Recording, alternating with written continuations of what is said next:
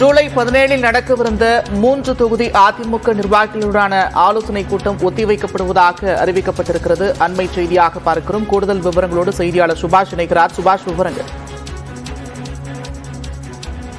திமுக அந்த தேர்தலின் தோல்வி மற்றும் அது சம்பந்தமாக ஆய்வுக் கூட்டங்கள் தொடர்ச்சியாக நடைபெற்று வருகிறது.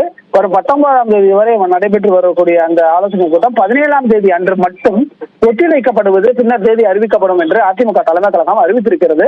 அன்றைய தினத்தில் 17ஆம் தேதி நடக்கக்கூடிய தென்காசி, தேனி, திண்டுக்கல் ஆகிய 3 தொகுதிக்கும் வேறொரு நாளில் இந்த ஆய்வுக் கூட்டம் நடத்தப்படும் என்று அறிவிக்கப்பட்டிருக்கிறது.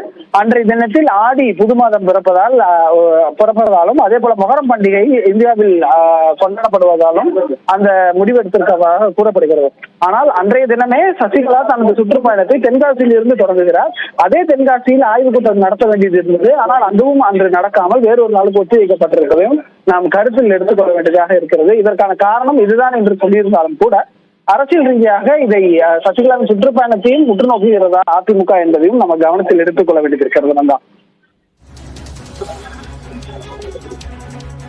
நன்றி சுபாஷ், விரிவான விவரங்களுக்கு.